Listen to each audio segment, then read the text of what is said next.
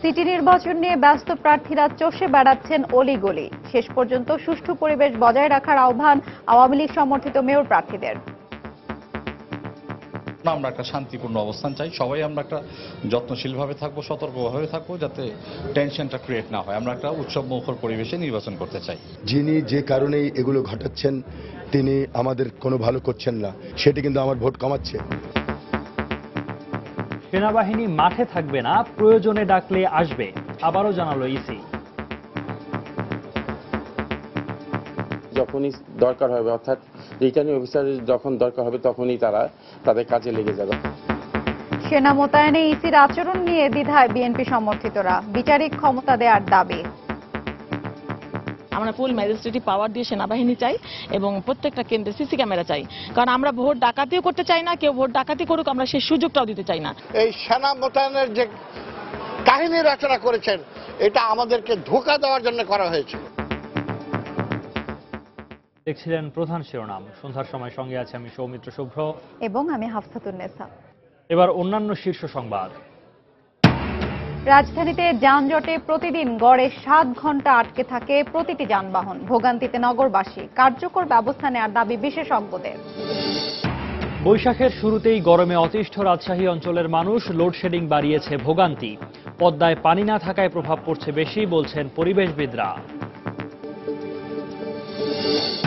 সিলেট শাহজালাল বিশ্ববিদ্যালয়ে শিক্ষকদের আন্দোলন অব্যাহত। কাল থেকে 2 মাসের ছুটিতে উপাচার্য, সিন্ডিকেটের বৈঠকে সিদ্ধান্ত। হাইকোর্টের নির্দেশনার পরও শিক্ষা প্রতিষ্ঠানে গড়ে ওঠেনি যৌন নিপীড়ন রোধে অভিযোগ কমিটি। হয়রানি প্রতিরোধে স্বতন্ত্র আইন করার তাগিদ নারী নেত্রীদের। এবং বরগুনার পাথরঘাটায় একটি বেসরকারি সংস্থার বিরুদ্ধে কয়েক কোটি টাকা হাতিয়ে নেওয়ার অভিযোগ। সম্পত্তি বিক্রি করে টাকা ফেরতের আশ্বাস এক কর্মকর্তার।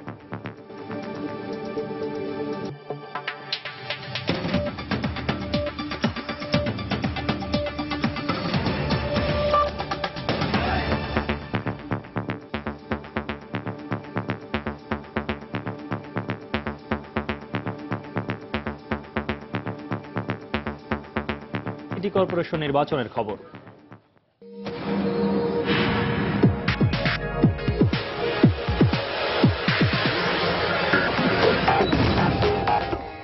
আর মাত্র 4 দিন পরই অনুষ্ঠিত হতে যাচ্ছে ঢাকা সিটি কর্পোরেশন নির্বাচন। ব্যাপক উৎসাহ উদ্দীপনা নিয়ে রাজধানীর বিভিন্ন এলাকায় নির্বাচনী প্রচারণা চালাচ্ছেন ঢাকা উত্তর ও দক্ষিণ সিটি কর্পোরেশন নির্বাচনের মেয়র প্রার্থীরা। প্রচারণায় উভয় সিটির আওয়ামী লীগ সমর্থিত প্রার্থীরা নির্বাচনের সুষ্ঠু পরিবেশ দাবি করেন। অন্যদিকে বিএনপি সমর্থিত প্রার্থীরা সেনাবাহিনীকে বিচারিক ক্ষমতা দেওয়ার আহ্বান জানান।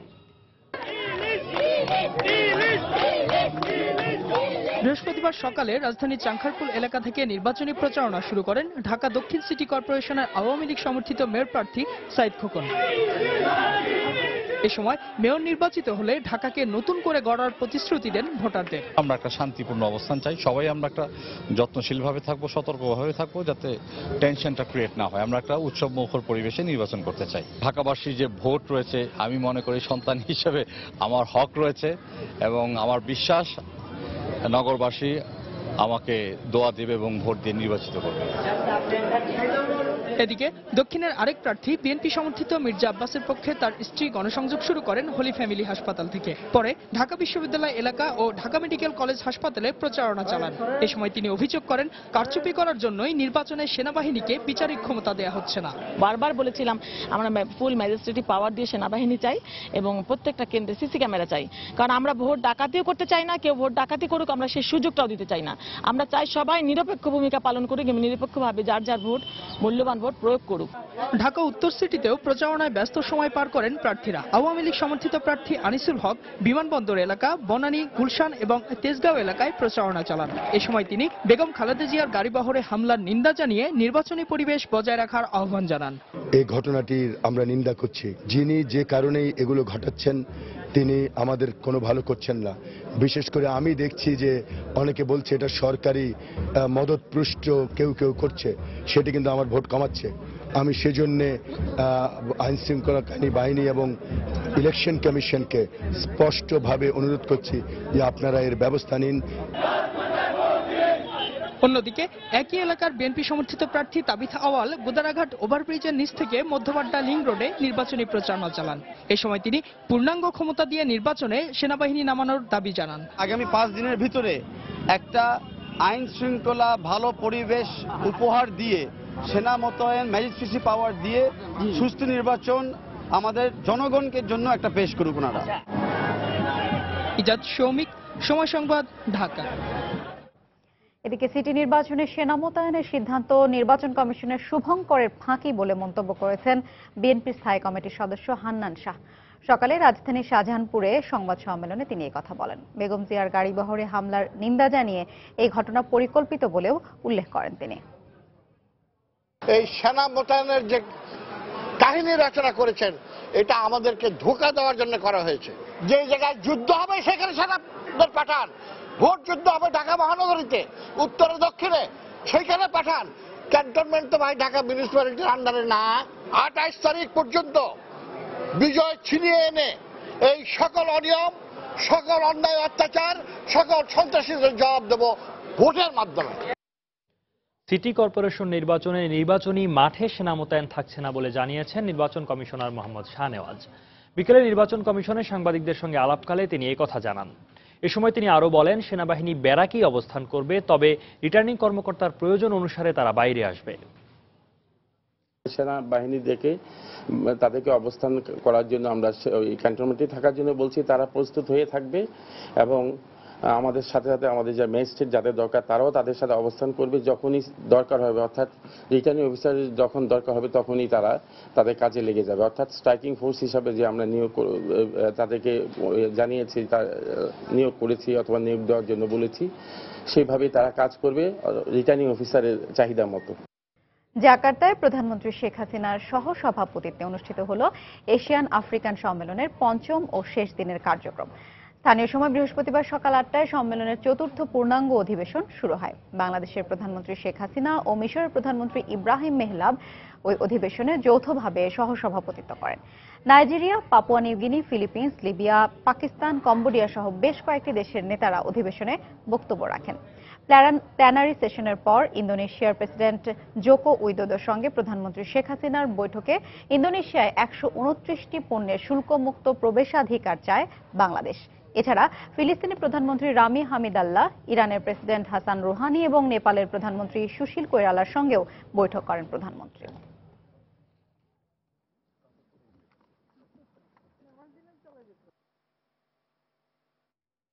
রাজধানী ঢাকায় দিন দিন যানজট বেড়েই চলেছে। বিশেষজ্ঞরা বলছেন, রাজধানীতে প্রতিদিন গড়ে প্রতিটি যানবাহনকে 7 ঘন্টা যানজটে আটকে থাকতে হয়। ঘন্টার পর ঘন্টা এসব যানজটে আটকে থাকা ভুক্তভোগী মানুষগুলোর নাভিশ্বাস যেন নিত্যসঙ্গী। রাস্তা সম্প্রসারণ, কার্যকর ফ্লাইওভার নির্মাণ এবং অবৈধ ফুটপাত ও পার্কিং উচ্ছেদ সহ কর্তৃপক্ষের দায়িত্বশীল আচরণ এই সমস্যার সমাধান করতে পারে বলে মনে করছেন বিশেষজ্ঞরা। রিপোর্ট কামরুজ্জামান মামুনের। 1926 সালে কবিগুরু শেষ যেবার ঢাকায় এসেছিলেন, মুগ্ধ হয়েছিলেন তিনি। তবে আজকের যানজটের নগরী ঢাকা দেখলে নিশ্চয়ই তিনি হতেন বিস্মিত। বিশেষজ্ঞের ভাষ্য অনুসারে প্রতিদিন যানজটের কারণে গড়ে 7 ঘন্টা আটকে থাকে প্রতিটি যানবাহন, আর তাতে বাৎসরিক ক্ষতি হয় 34 থেকে 42 হাজার কোটি টাকা। আয়তনের তুলনায় অনেক বেশি সড়কের রাজধানীতে মোট যানবাহনের 80% প্রাইভেট কার। এছাড়া ঢাকায় মোট 20টি রেল ক্রসিং পয়েন্টে প্রতিদিন রেলগাড়ি চলে 72টি, আর তাতেও যানবাহন আটকে থাকে গড়ে 6 ঘন্টা। তবে ক্ষমতা পরিবর্তনের পালায় আসে নতুন মুখ, আসে নতুন প্রতিশ্রুতি। তাতে কি ভাগ্যের তো আর পরিবর্তন ঘটে না যানজটের ছোবলে নাকাল রাজধানীবাসীর? তোমার আজকে পরীক্ষায় আসতেছি, 1-1.5 ঘন্টা আগে বাসা থেকে বের হচ্ছি, কিন্তু আস্তে আস্তে 1 ঘন্টা 10 মিনিটের রাস্তা 1 ঘন্টা লেগে যাচ্ছে। ছোট গাড়িগুলো লেগে বেশি জামটা লাগে, প্রাইভেট গাড়ি লেগে। এই গাড়িগুলো যদি মনে করেন শিডিউল অনুযায়ী থাকতো, এই সময় অফিসের গাড়িগুলো নামবে, এই সময় কলেজের গাড়িগুলো নামবে, সেক্ষেত্রে আর কি সুবিধা হইতো। আমাদের দেশে আইন আছে, কার্যকারিতার অনেক অভাব আছে। আজকের ব্যাপার না, সবাই তো এরকম বহুত রকমের অঙ্গীকার করছে, জাতীয় নির্বাচনের আগে এরকম অঙ্গীকার আছে, কিন্তু সমস্যা দিন দিন বাড়তেই আছে। যানজট নির্ভর সমাজ ব্যবস্থায় অচল হয়ে পড়ছে উন্নয়নের চাকা, আর তার দীর্ঘমেয়াদী প্রভাবে প্রতিযোগিতার দৌড়ে পেছনে পড়তে হতে পারে বাংলাদেশকে। মতামত এই বিশেষজ্ঞের। পথচারী বান্ধব নগরী তৈরি করার যে স্ট্র্যাটেজিক ট্রান্সপোর্ট প্ল্যান, সেটিকে জরুরি কার্যকর করা। প্রাইভেট গাড়ি নিয়ন্ত্রণ, গণপরিবহন ব্যবস্থাকে সুসজ্জিত করা এবং পথচারী বান্ধব করে বিপুল মানুষকে চলাফেরায় সহজলভ্য করা, এই তিনটি কাজ করলেই যানজট প্রায় 50% কমে যাবে। যানজট যন্ত্রণা উত্তরণে 2001 সালে প্রণীত হয় ঢাকা যানবাহন সমন্বয় বোর্ড আইন। তার 14 বছর পরও আইনের কতটুকু সুফল পাচ্ছেন সাধারণ মানুষ, সে প্রশ্ন নিশ্চয়ই অবান্তর। কামরুজ্জামান মামুন, সময় সংবাদ, ঢাকা। সন্ধ্যার সময় আরো থাকছে। ভারতে কৃষকের আত্মহত্যার প্রতিবাদে কংগ্রেস বিজেপির বিক্ষোভ। সংকট মোকাবেলায় যে কোনো পরামর্শ নিতে সরকার প্রস্তুত, জানালেন মোদি।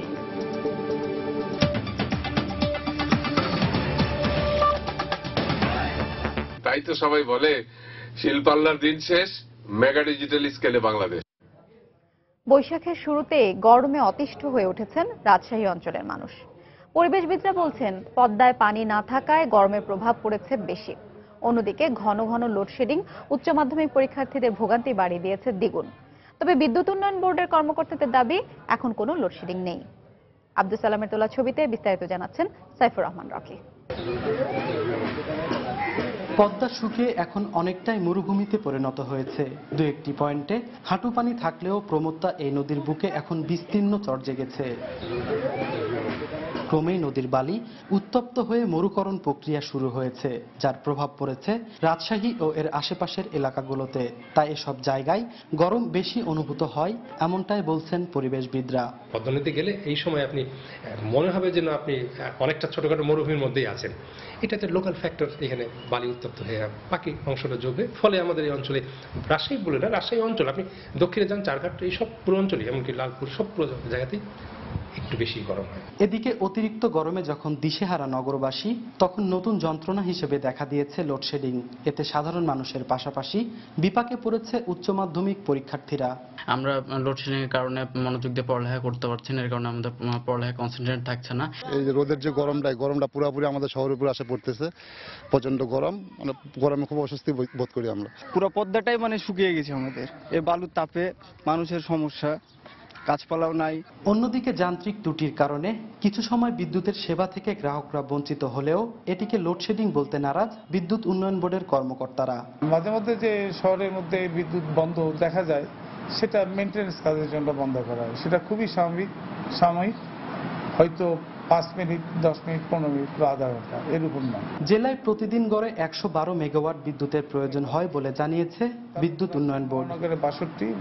সাইফুর রহমান রকি, সময় সংবাদ, রাজশাহী।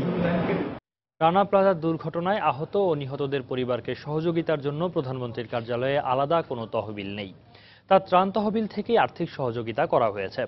প্রধানমন্ত্রীর কার্যালয়ের সংবাদ সম্মেলনে আজ এই কথা জানানো হয়। প্রধানমন্ত্রীর কার্যালয়ের মহাপরিচালক প্রশাসন কবির বিন আনোয়ার জানান, 38 জন গুরুতর আহতের পরিবারের পারিবারিক সঞ্চয়পত্র হিসেবে 4,10,00,000 টাকা, 806 জন নিহতের পরিবারকে 12,52,50,000 টাকা সহ বিভিন্ন খাতে মোট 22,93,58,000 টাকার সহায়তা প্রধানমন্ত্রীর ত্রাণ তহবিলের মাধ্যমে দেয়া হয়েছে। তিনি আরও জানান, নিহত 62 জনের ডিএনএ তথ্য এখনও পাওয়া যায়নি।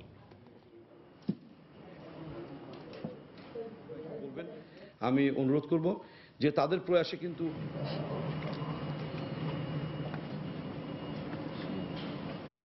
সিলেট শাহজালাল বিশ্ববিদ্যালয়ে শিক্ষকদের আন্দোলনের মুখে উপাচার্য অধ্যাপক ডক্টর মোহাম্মদ আমিনুল হক ভূঁইয়া আগামীকাল থেকে 2 মাসের ছুটিতে যাচ্ছেন। সকালে সিন্ডিকেটের জরুরি সভায় এই সিদ্ধান্ত নেওয়া হয়। এদিকে তার পদত্যাগের দাবিতে আজও অবস্থান কর্মসূচি পালন করেছেন মুক্তিযুদ্ধের চেতনায় উদ্বুদ্ধ শিক্ষক পরিষদ। দুপুরে ভিসি ভবনের সামনে অবস্থান নিয়ে মানববন্ধন করেন তারা। ঘণ্টাব্যাপী চলা মানববন্ধন শেষে উপাচার্যের ছুটির ঘোষণার প্রেক্ষিতে জরুরি সভা করেন আন্দোলনরত শিক্ষকরা। এতে অধ্যাপক ডক্টর জাফর ইকবালের নেতৃত্বে শতাধিক শিক্ষক অংশ নেন। এ সময় তারা বলেন, উপাচার্য পদত্যাগ না করা পর্যন্ত এ আন্দোলন অব্যাহত থাকবে এবং ছুটি শেষে তিনি ফিরে আসলে তাকে আর ক্যাম্পাসে ঢুকতে দেওয়া হবে না বলেও হুঁশিয়ারি দেন আন্দোলনরত শিক্ষকরা। অনিয়ম, দুর্নীতি ও শিক্ষকদের সাথে অসদাচরণের অভিযোগে গতকাল থেকে লাগাতার আন্দোলন শুরু করেন শিক্ষকরা। এদিকে ব্যক্তিগত কারণেই ছুটিতে যাচ্ছেন বলে জানিয়েছেন উপাচার্য।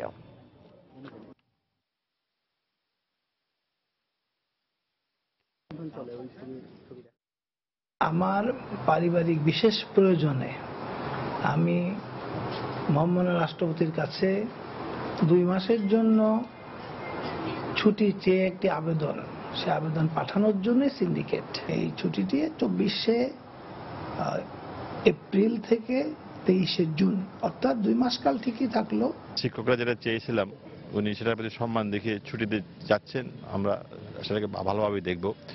কিন্তু যেটা সমস্যা যেটা হচ্ছে, যেহেতু আমাদের প্রক্টর থেকে শুরু করে সবাই পদত্যাগ করেছে, কাজে এই মুহূর্তে বিশ্ববিদ্যালয়ে কোনো প্রক্টর নাই আসলে। কাজে যদি কোনো প্রক্টর নিয়োগ না দেওয়া হয় তাহলে বিশ্ববিদ্যালয় একটা খুব ভালনারেবল পজিশনে থাকে। আন্দোলন স্থবির হওয়ার কোনো সুযোগ নেই, যদিও আমাদের আন্দোলনের প্রেক্ষিতে উনি ছুটিতে যাচ্ছেন বলে আমরা মনে করি। আবার ব্যাক করার চেষ্টা করেন, আমরা শক্ত হাতে সেটা দমন করব। উনি ক্যাম্পাস থেকে ছুটি নিয়ে চলে যাবেন, আর এই অফিসে উনি কোনোদিন ঢুকতে পারবেন না। সেটা আমাদের কমপ্লিট সিদ্ধান্ত গ্রুপের, এবং তার জন্য যদি উনি চেষ্টা করেন, যত কিছু করা দরকার আমরা তত কিছু করব। পহেলা বৈশাখে ঢাকা বিশ্ববিদ্যালয়ের যৌন হয়রানির ঘটনায় দোষীদের গ্রেফতার ও শাস্তি দাবি করেছে বিভিন্ন শ্রেণী পেশার মানুষ। বিকেলে রাজধানীর টিএসসিতে আয়োজন করা হয় প্রতিবাদ সমাবেশের। এ সময় বাঁশি বাজিয়ে যৌন নিপীড়নকারীদের সাবধান করা হয়। গানের মাধ্যমে প্রতিবাদ জানানোর পাশাপাশি সবাইকে এগিয়ে আসার আহ্বানও জানান বক্তারা। এই ঘটনায় সরকার, আইন শৃঙ্খলা বাহিনীর ভূমিকার পাশাপাশি ঢাকা বিশ্ববিদ্যালয়ের কর্তৃপক্ষেরও কঠোর সমালোচনা করা হয়। যৌন হয়রানি প্রতিরোধে কার্যকর নীতিমালা তৈরির আহ্বান আসে সমাবেশ থেকে।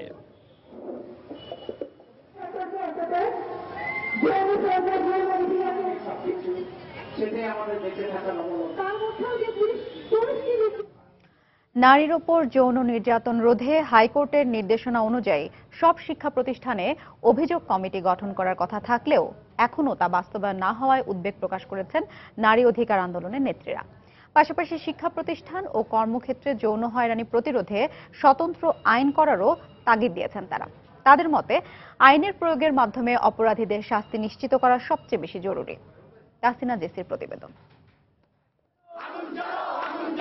এক যুগেরও বেশি সময় আগে ঢাকা বিশ্ববিদ্যালয়ের শামসুন্নাহার হলে ছাত্রীদের উপর পুলিশি নির্যাতনের ঘটনায় যৌন নিপীড়ন বিরোধী এই আন্দোলন আমাদের সামনে উজ্জ্বল দৃষ্টান্ত হয়ে আছে। এই ঘটনার ঠিক 14 বছর পর বিশ্ববিদ্যালয় এলাকায় পহেলা বৈশাখে নারীদের ওপর নিপীড়নের ঘটনার প্রতিবাদে আবারও বিক্ষুব্ধ হয়ে উঠেছে গোটা শিক্ষাঙ্গন। প্রতিনিয়ত চলছে প্রতিবাদ, বিক্ষোভ।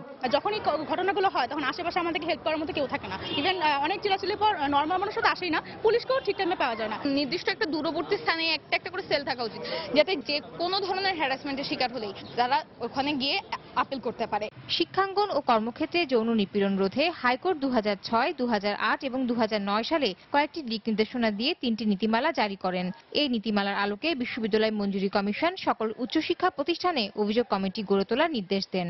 কিন্তু অধিকাংশ শিক্ষা প্রতিষ্ঠান এখনো এই নির্দেশনা কার্যকর করেনি বলে অভিযোগ করেন নারী নেত্রীরা। সেখানে স্পেসিফিক বলা হয়েছিল একটা 24 ঘন্টা হটলাইন থাকবে, এখানে পুলিশ এক টহল দিবে, সেখানে একটা প্রতিরোধমূলক কমিটি করবে। এই কমিটি কিন্তু সেভাবে এখন পর্যন্ত সব জায়গা হয় না। ঢাকা ইউনিভার্সিটিও কিন্তু সেরকম কম্প্রিহেনসিভ একটা কমিটি হয় না। একেবারে যে একদম কেউ করেনি তা না, তবে যেভাবে হওয়া উচিত ছিল, যেভাবে এটার প্রতি সমর্থন দেওয়া উচিত ছিল সমস্ত প্রতিষ্ঠানগুলির, সেরকম ভাবে হয়নি। নারী নির্যাতন প্রতিরোধ সেল গঠনের পাশাপাশি প্রতিটি শিক্ষাঙ্গনকে নারী বান্ধব করে গড়ে তোলারও তাগিদ দেন তারা। সামাজিক আন্দোলনের প্রয়োজন আছে, একটা সাংস্কৃতিক কতগুলি জাগরণের ব্যাপার আছে এখানটায়। এই সংস্কৃতিটাই পাল্টাতে হবে, যেখানে এখন পর্যন্ত এই সমাজে বিশ্বাস করা হয় যে পুরুষরাই হচ্ছে নারীদেরকে নিয়ন্ত্রণ করবে। যৌন হয়রানি, নিপীড়ন এবং স্টকিং, উত্তক্তকরণ, এই বিষয়গুলো নিয়ে একটা কম্প্রিহেনসিভ আইন হওয়া প্রয়োজন। একই সাথে যৌন হয়রানির শিকার নারীদের সাক্ষী সুরক্ষা আইনে যথাযথ নিরাপত্তা দেবার উপর জোর দেন এই আইনজীবীরা। তাহসিনা জেসি, সময় সংবাদ, ঢাকা। বরগুনার পাথরঘাটায় সোনালী ফাউন্ডেশন নামের একটি বেসরকারি সংস্থার কিছু কর্মকর্তা গ্রাহকদের সঞ্চয়ী ও মেয়াদি আমানতের কয়েক কোটি টাকা হাতিয়ে নিয়ে গা ঢাকা দিয়েছেন। ফলে বছরের পর বছর ঘুরেও সঞ্চিত টাকা না পেয়ে চরম ভোগান্তির শিকার কয়েক হাজার গ্রাহক। তবে সংস্থাটির একজন কর্মকর্তার দাবি, তাদের সম্পত্তি বিক্রি করে গ্রাহকদের টাকা ফেরত দেওয়া হবে।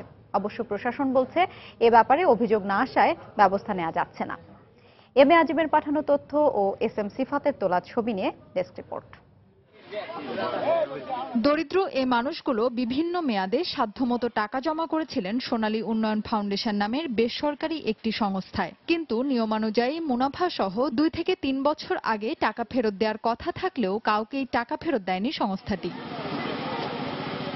দিনের পর দিন সংস্থাটির অফিসে ধর্ণা দিয়েও কোনো উপায় খুঁজে পাননি তারা। আর এখন অফিসে গিয়ে অধিকাংশ কর্মকর্তা কর্মচারীকে খুঁজে পাচ্ছেন না তারা। 12 সালে আমার টাকাটা দেওয়ার কথা, আমার জমা টমা সব শেষ। এখন 15 সাল 3 বছর হয়ে গেছে, আমি আর খালি ঘুরাই, আজ না কাল, কাল না পরশু হয়। টাকা আমার দেন, হারা পলাইতে আগে পাইনি। 50 ঠরি খাতা সেলাই করছি আমি, এরপর আমি এই টাকা জমা দিছি। এখন দিনের পর দিন এরপর এগুলো ঘুরাই। গ্রাহকদের কথার মিল খুঁজে পাওয়া গেল সোনালী উন্নয়ন ফাউন্ডেশন নামের সংস্থাটিতে গিয়ে। অফিসের রুমগুলোতে চেয়ার টেবিল পড়ে আছে। একটি রুমে একজন জমা নিচ্ছেন ঋণের টাকা, তিনিও আছেন গ্রাহকদের তোপের মুখে।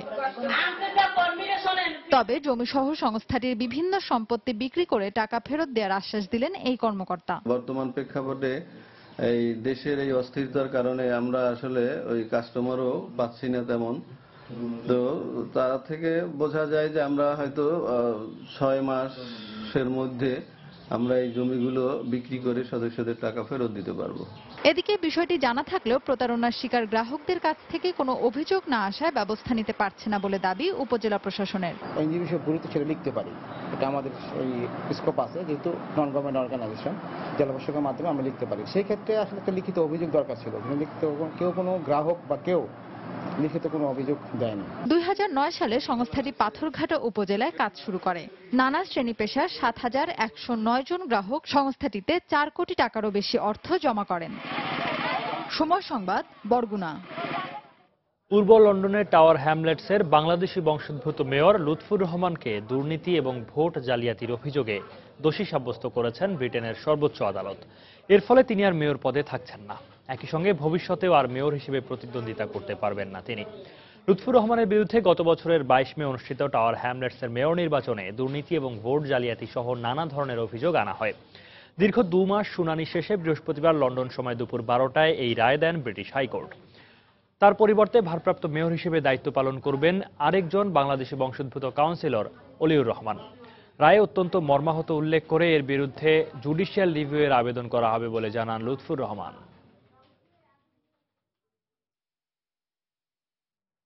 আগামী 25শে এপ্রিল শনিবার 6 মাস থেকে 5 বছর বয়সী দেশের 2,15,00,000 শিশুকে ভিটামিন A+ ক্যাপসুল খাওয়ানো হবে। জাতীয় ভিটামিন A+ ক্যাম্পেইন উপলক্ষে সচিবালয়ে সংবাদ সম্মেলনে স্বাস্থ্য প্রতিমন্ত্রী জাহিদ মালেক এ তথ্য জানান। তিনি জানান, ওই দিন বাসস্ট্যান্ড, লঞ্চঘাট, বিমানবন্দর, রেল স্টেশন সহ সারা দেশে 1,20,000 স্থায়ী এবং 20,000 অস্থায়ী কেন্দ্রের মাধ্যমে শিশুদের এ ক্যাপসুল খাওয়ানো হবে। বছরে 2 বার ভিটামিন A ক্যাপসুল খাইয়ে আমরা অন্ধত্ব প্রতিরোধ করতে পারি, শিশুদের দেহের স্বাভাবিক বৃদ্ধি নিশ্চিত করতে পারি, সকল ধরনের মৃত্যুর হার 24% কমিয়ে আনতে পারি। আগামী 25শে এপ্রিল সকাল 8টা থেকে বিকাল 4টা পর্যন্ত কেন্দ্র খোলা থাকবে। কাঁচি দিয়ে ভিটামিন A ক্যাপসুলের মুখ কেটে এবং ভিতরে থাকা তরল ওষুধ চিপে খাওয়ানো হবে। জোর করে বা কান্নারত অবস্থায় ভিটামিন A ক্যাপসুল খাওয়ানো ঠিক হবে না।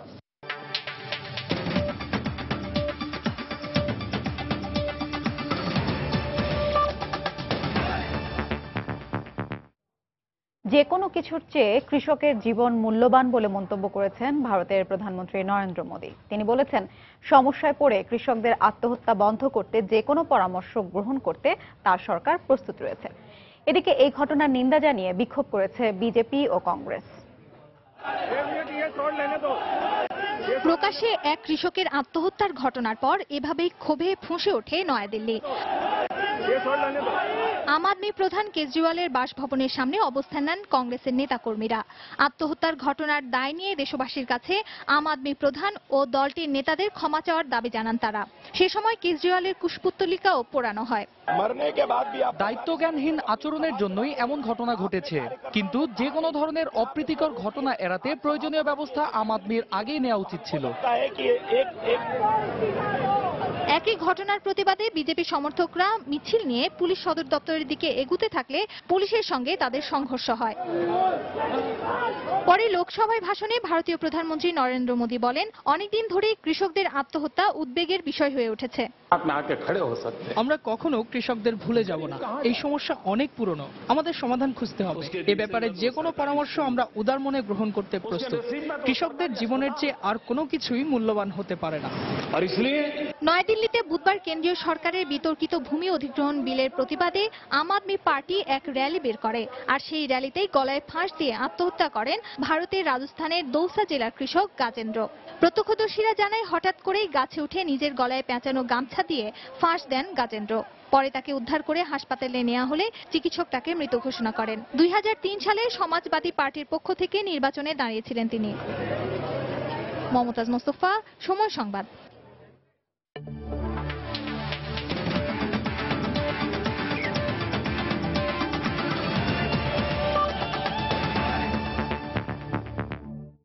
পাকিস্তানের বিপক্ষে বাংলাদেশের একমাত্র টি-20 ম্যাচকে সামনে রেখে আজ টিকিট বিক্রি করা হয়েছে ইউনাইটেড কমার্শিয়াল ব্যাংক ইউসিবির নির্ধারিত শাখা থেকে। কিন্তু চাহিদা বেশি থাকায় অনেককেই হতাশ হয়ে খালি হাতে ফিরতে হয়েছে। সকাল থেকে ইউসিবি ব্যাংকের নির্ধারিত শাখাসমূহের সামনে দর্শক সমর্থকদের প্রচণ্ড ভিড় দেখা যায়। পরিস্থিতি নিয়ন্ত্রণে বিভিন্ন সময় পুলিশকে লাঠিচার্জ করতেও দেখা যায়। ঘণ্টার পর ঘণ্টা তারা টিকিটের জন্য লাইনে দাঁড়িয়ে অপেক্ষা করেন।